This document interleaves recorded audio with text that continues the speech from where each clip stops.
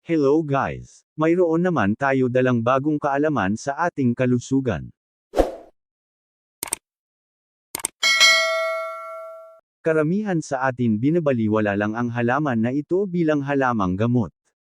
Alam ninyo ba, nakakagulat ang benepisyo nito sa ating kalusugan? 1. Sugat. Mabisang pantapal ang dinikdik na dahon ng malatungaw para matigil ang pagdurugo ng sugat at maiwasan ang impeksyon. 2.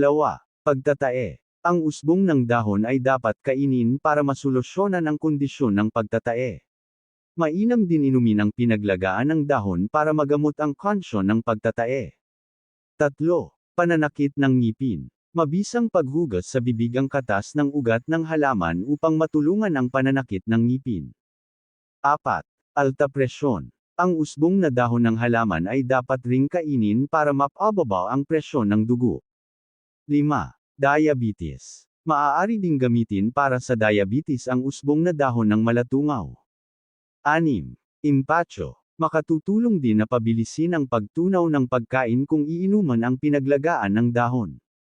7. Almoranas. Ang pamamaga ng tumbong ay maaring matulungan din kung regular na iinuman ang pinaglagaan ng dahon at ugat ng malatungaw. 8. Dysentery.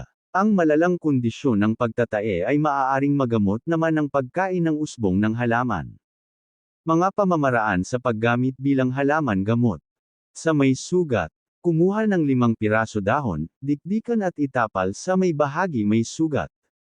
Pagtatae o dysentery. Kumuha ng batang dahon o talbos ng malatungaw.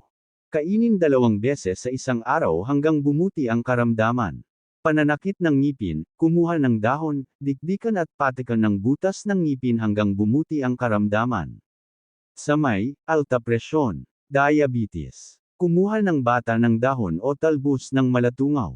Kumain ng 2 beses hanggang bumuti ang karamdaman. Sa may impatyo, almoranas. Kumuha ng dahon o ugat nito.